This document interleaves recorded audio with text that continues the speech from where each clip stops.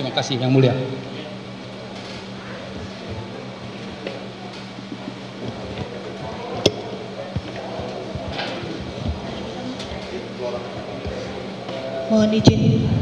Mohon izin melanjutkan Yang Mulia. Mohon izin melanjutkan Yang Mulia. 10. Saksi Saudara Agus Gunawan menerangkan bahwa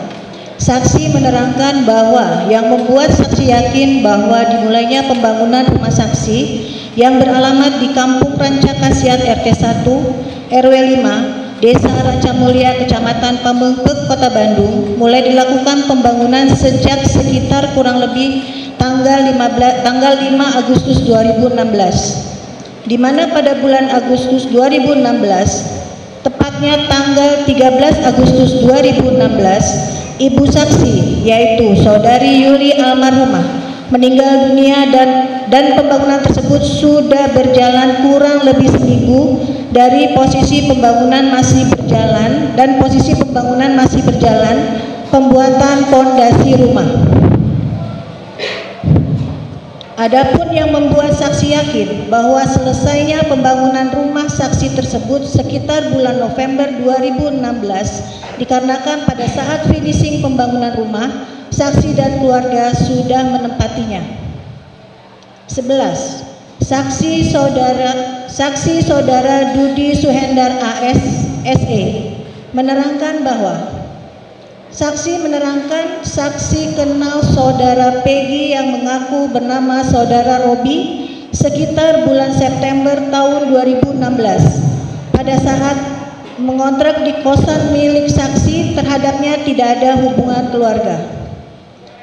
Bahwa Saudara Robi alias Peggy mengontrak di kontrakan milik saksi sekitar bulan September 2016 sampai tahun 2019. Kemudian datang lagi pada hari Kamis tanggal 16 Mei 2024 berkunjung ke rumah pamannya selama 2 hari, dan pada hari Minggu tanggal 19 Mei 2024 baru menyewa kamar nomor 24 Kampung Muara Ciwidey RT 7 RW 1 Desa Cilampeni Kecamatan Katapang Bandung, Kabupaten Bandung.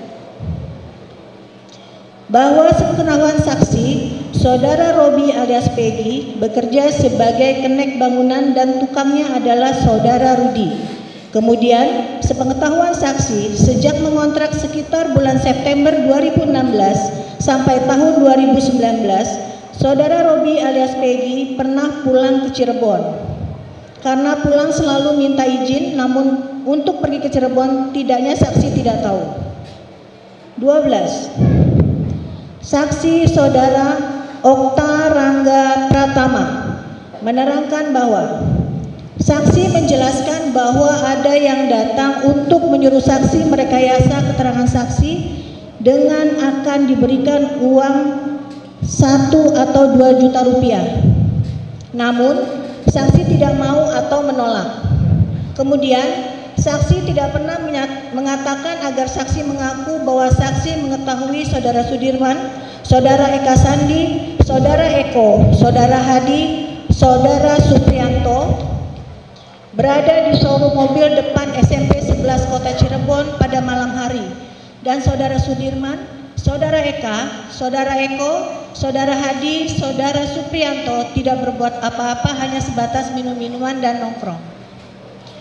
Bahwa saksi kenal dengan orang yang bernama Saudara Peggy karena satu daerah, sering lewat ke rumah saksi dan sering nongkrong di SMP 11 Kesambi.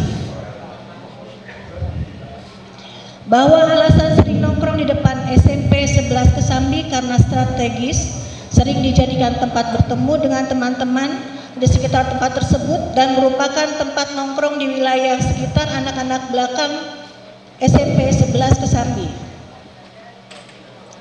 Selain mengetahui Saudara Peggy alias Peggy Setiawan, saksi juga mengetahui bahwa Saudara Peggy memiliki nama panggilan lain yaitu Pero. 13. Saksi Saudari Nilam Cahya menerangkan bahwa saksi mengenal Saudara Peggy Setiawan sejak tahun 2014 dari mantan pacar saksi yang bernama Saudara Ivan. Saksi mengenalnya di tempat berkumpul atau nongkrongnya di pintu masuk kantor Berita Rakyat Cirebon di Jalan Saladara, Karya Mulia, Kesambi, Kota Cirebon, dan saksi menjelaskan bahwa nama panggilan Saudara Peggy Setiawan yang saksi ketahui adalah Peron. Saksi pernah berkomunikasi dengan Saudara Peggy Setiawan melalui Messenger Facebook sejak tanggal 12 Desember 2015 sampai dengan tanggal 9 Juli 2016. Adapun saat itu, Saudara Peggy Setiawan biasanya setelah melihat status saksi di Facebook, yang bersangkutan mengirim pesan melalui Messenger Facebook. Dan pada pesan yang terakhir, Saudara Peggy Setiawan meminta saya agar mengenalkan yang bersangkutan dengan teman saya yang belum memiliki pacar. 14. Ahli Saudara Dr. Andri Nur Rohman SPF, ahli forensik, yang menerangkan: A. Pemeriksaan jenazah Muhammad Rizky Rudiana berkesimpulan: A. Pada mayat laki-laki berusia sekitar 16 tahun ini tampak mayat dalam kondisi membusuk. Terdapat tanda-tanda trauma tumpul pada kepala berupa patah tulang, atap tengkorak bagian depan dan belakang, patah tulang dasar tengkorak, patah tulang rahang atas, dan patah tulang rahang bawah yang dapat mengakibatkan kematian. B. Terdapat tanda-tanda trauma tumpul berupa patah tulang pada tulang lengan atas kanan, tulang hasta kanan, dan tulang pengumpil kanan, luka terbuka pada dahi kiri, mata kiri bagian dalam, dan tungkal bawah kiri, luka lecet pada mata kaki kiri bagian luar, sehingga punggung kaki kiri serta resapan darah pada bawah kulit dada. B. Pemeriksaan jenazah atas nama Vina berkesimpulan: 1. Pada mayat perempuan berusia sekitar 16 tahun ini tampak mayat sudah membusuk. Terdapat tanda-tanda trauma tumpul pada kepala yang ditandai patah tulang atap tengkorak dan tulang rahang bawah, dan trauma tumpul pada paha kanan dan tungkai bawah kanan yang ditandai luka terbuka pada tungkai bawah kanan, patah tulang paha kanan, dan patah tulang kering kanan yang dapat mengakibatkan pendarahan yang secara bersama maupun masing-masing dapat mengakibatkan kematian. 2. Terdapat tanda-tanda trauma tajam berupa luka terbuka pada pipi kanan dan punggung tangan kiri. 3. Terdapat tanda-tanda trauma tumpul berupa luka lecet pada perut kiri dan paha kiri, serta warna kemerahan pada paha kanan. 4. Dilakukan pemeriksaan apus lubang kemaluan dan anus, dengan hasil ditemukan sperma pada sediaan apus lubang kemaluan.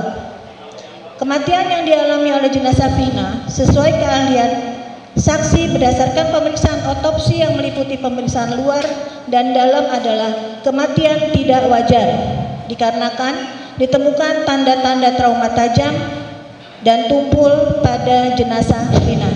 Mohon izin yang mulia dilanjutkan oleh rekan. Mohon izin yang mulia, saya lanjutkan.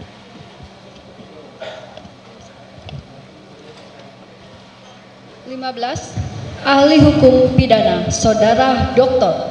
Dwi Seno Wijanarko SHMA CPCLE CPA menerangkan bahwa A. Pasal 31 ayat 1 Undang-Undang Nomor 48A Tahun 2009 tentang kekuasaan kehakiman yang berbunyi, Hakim pengadilan di bawah Mahkamah Agung merupakan pejabat negara yang melaksanakan kekuasaan kehakiman yang berada pada badan peradilan di bawah Mahkamah Agung.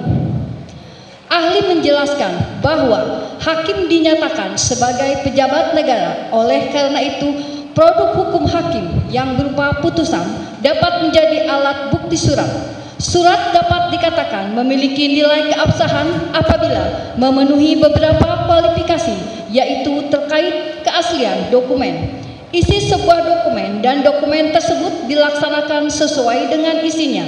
Dengan demikian, ahli berpendapat bahwa ketiga putusan hakim dalam perkara tersebut merupakan alat bukti sah untuk dijadikan sebagai alat bukti surat. B. Berdasarkan fakta hukum, kausalitas antara keterangan para saksi, pelaku atau terdakwa pada saat persidangan dengan perbuatan si pelaku Peggy alias Peron yang erat kaitannya dengan tindak pidana perlindungan anak dan atau pembunuhan berencana dan atau pembunuhan sebagaimana dimaksud dalam pasal 80 ayat 1 dan ayat 3 junto pasal 81 ayat 1 Undang-Undang RI nomor 35 tahun 2014 tentang perubahan Undang-Undang RI nomor 23 tentang tahun 2002 tentang nomor 35 tahun 2014 tentang perubahan Undang-Undang RI nomor 23 tentang perlindungan anak dan atau pasal 340 KUH pidana dan atau pasal 338 KUH pidana junto pasal 55 ayat 1 ke 1 KUH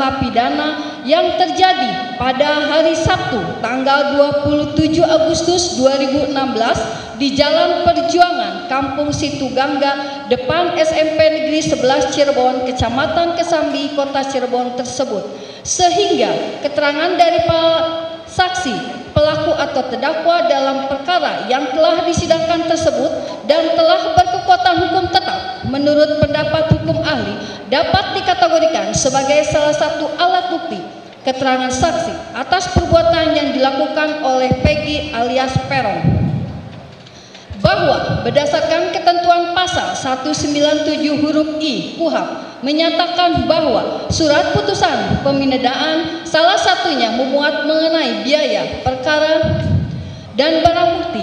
Ketentuan mengenai barang bukti diatur lebih lanjut dalam pasal 46 ayat 2 KUHP yang berbunyi, apabila perkara sudah diputus maka benda yang dikenakan penyitaan dikembalikan kepada mereka yang disebut dalam putusan tersebut, kecuali jika menurut putusan hakim benda itu dirampas untuk negara, untuk dimusnahkan atau untuk dirusakkan sampai tidak dapat dipergunakan lagi, atau jika benda tersebut masih diperlukan sebagai barang bukti dalam perkara lain. C.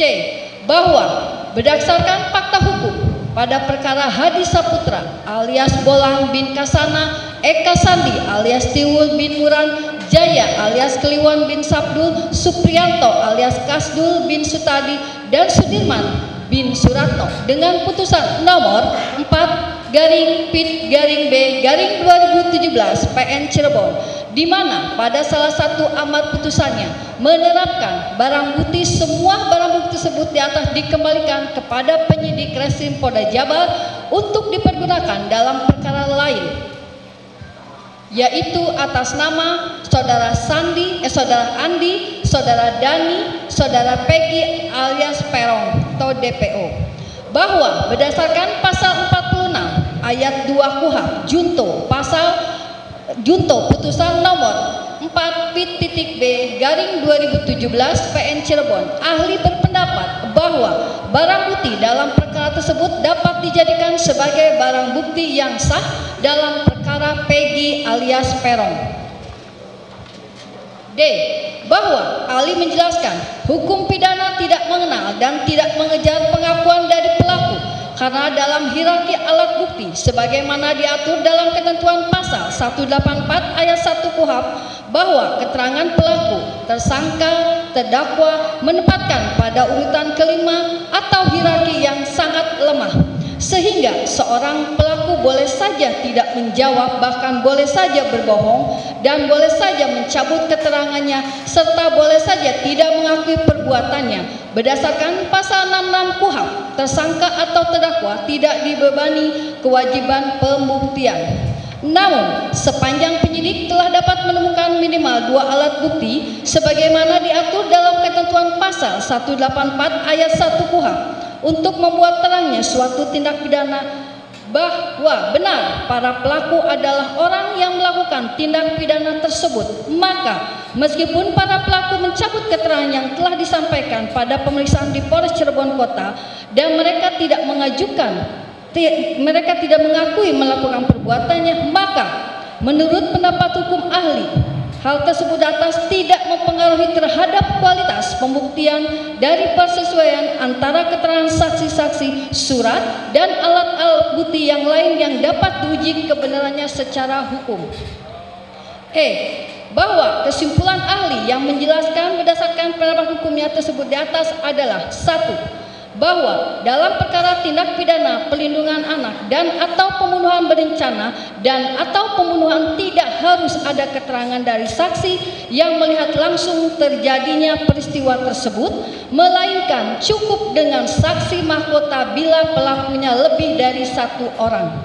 2. Bahwa apabila pelaku tunggal dan tidak ada satu saksi pun yang melihat, mendengar, mengalami langsung atas perbuatan tindak pidana pelindungan anak dan atau pembunuhan berencana dan atau pembunuhan, maka penyidik dapat menerapkan saksi-saksi lain seperti saksi menangkap, saksi dari keluarga korban ataupun saksi lain yang masih memiliki relevansi dengan perkara yang masih ada relevansinya dalam tindak pidana tersebut dan didukung dengan minimal 2 alat bukti yang diperoleh dari alat bukti lainnya sebagaimana diatur ketentuan pasal 184 ayat 1 KUHP.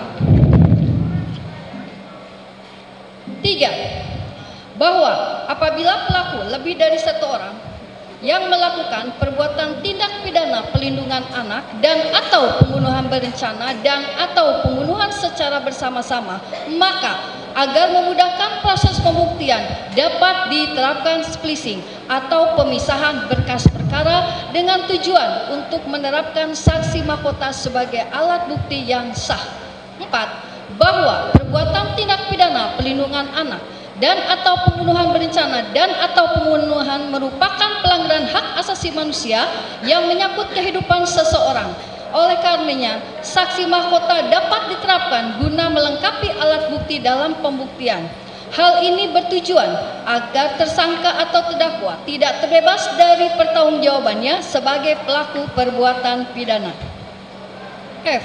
Dengan demikian, berdasarkan pandangan hukum tersebut, menurut pendapat hukum ahli bahwa terhadap saudara Sudirman Sakatatal bin Bagja Rivaldi Aditya Wardana alias Ucil bin Asep Kusnadi, Eko Ramadhani alias Koplak bin Kosim, Hadi Saputra alias Bolang bin Kasana, Eka Sandi alias Tibul bin Muran, Jaya alias Kliwan bin Sabdul, Supriyanto alias Kasdu dan alias Kadu bin Sutadi Andi Dani dapat secara sah dijadikan sebagai saksi mahkota untuk pemeriksaan Peggy alias Peron.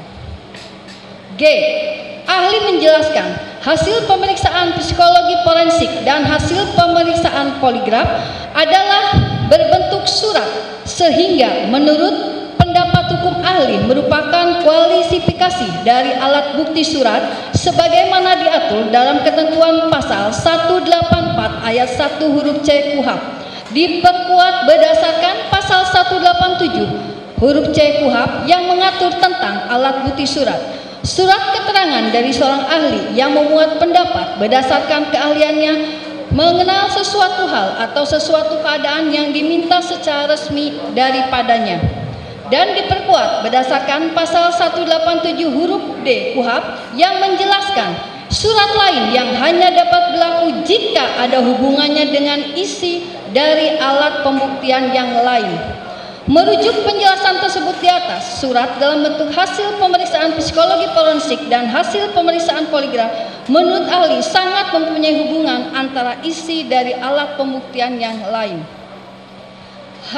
Berdasarkan pasal 39 KUHP terdapat 2 jenis barang bukti, yaitu yang dapat dikenakan penyitaan adalah benda berwujud yang berupa benda atau tagihan tersangka atau terdakwa yang seluruh atau sebagian diduga diperoleh dari tindakan pidana atau sebagian hasil dari tindak pidana. Benda yang telah dipergunakan secara langsung untuk melakukan tindak pidana atau untuk mempersiapkannya. Benda yang dipergunakan untuk menghalang-halangi penyidikan tindak pidana. Benda yang khusus dibuat atau diperuntukkan melakukan tindak pidana. Benda lain yang mempunyai hubungan langsung dengan tindak pidana yang dilakukan.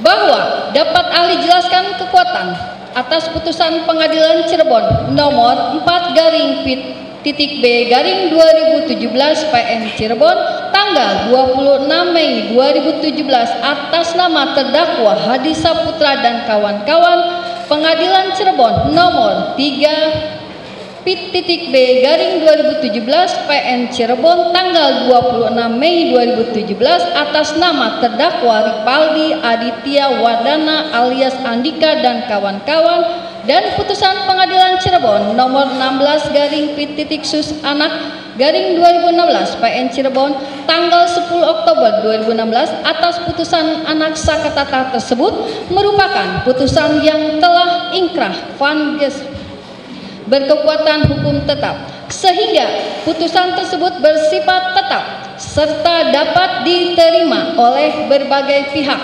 Diperkuat merujuk kepada putusan-putusan tersebut tidak ditemukan adanya dissenting opinion atau pendapat berbeda oleh hakim dari sisi substansi yang mempengaruhi perbedaan amar putusan. Artinya, hakim berdasarkan keyakinannya telah meyakini bahwa para terdakwa telah divonis berdasarkan kebenaran materi yang sesungguhnya, sehingga ahli berpendapat jika dikaitkan dengan satu keterangan dari saksi Sudirman bin Suratno yang disampaikan di luar persidangan yang telah diputus tersebut tidak mempengaruhi kekuatan putusan yang telah inkrah.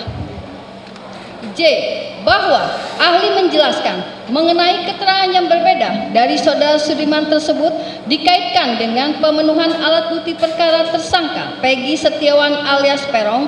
Ahli berpendapat bahwa penyidik tidak terikat dengan keterangan satu saksi yang berbeda tersebut karena pada prinsip yang berdasarkan adagium hukum unus testis nullus testis yang mempunyai arti satu saksi bukan merupakan saksi. Artinya, sepanjang penyidik telah mempunyai dan menemukan minimal 2 alat bukti sebagaimana diatur dalam ketentuan pasal 184 ayat 1 KUHP untuk membuat terangnya suatu perkara adanya kesalahan dari diri pelaku dan benar tersangka Peggy Setiawan alias Peron adalah pelakunya, maka keterangan saksi yang berbeda tersebut dapat dikesampingkan.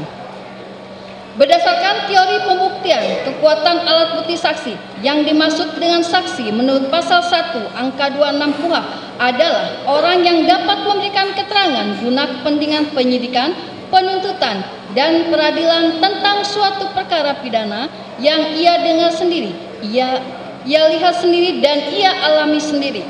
Sedangkan saksi itu sendiri diatur dalam ketentuan pasal 1 angka 27 KUHP. Keterangan saksi adalah salah satu alat bukti dalam perkara pidana yang berupa keterangan dari saksi mengenai suatu peristiwa pidana yang ia dengar sendiri, ia lihat sendiri, dan ia alami sendiri dengan menyebut alasan dari pengetahuannya itu. Berdasarkan putusan MK nomor 65/PU/8 Romawi 2010, maka saksi ini telah diperluas menjadi sebagai berikut. Pasal 1 angka 26 KUHP dan 27 pasal 65 pasal 116 ayat 3 ayat 4 pasal 184 ayat 1A KUHP bertentangan dengan Undang-Undang Dasar 1945 sepanjang tidak dimaknai, termasuk pula orang yang dapat memberikan keterangan dalam rangka penyidikan, penuntutan, dan peradilan suatu tindak pidana yang tidak selalu ia dengar sendiri, ia lihat sendiri, dan ia alami sendiri. Dengan demikian, setiap orang yang punya pengetahuan yang terkait langsung terjadinya tindak pidana wajib didengar sebagai saksi dengan keahlian dan keseimbangan penyidik yang berhadapan dengan tersangka atau terdakwa. bahwa berdasarkan fakta hukum tersebut di atas, keterangan terhadap saksi yang bernama Aep dan Dede, yaitu saksi yang melihat pada saat terjadinya pengejaran oleh para pelaku kepada korban, akan tetapi saksi Aep dan saksi Dede tidak melihat secara langsung peristiwa pembunuhan terhadap korban. Maka terhadap saksi Aep dan saksi Dede tersebut tetap dapat dikualifikasikan sebagai saksi dan tetap mempunyai kualitas pembuktian yang sah yang dapat dijadikan sebagai alat bukti saksi sebagaimana dimaksud dalam pasal 184 ayat 1 KUHP. Yang mulia dilanjutkan.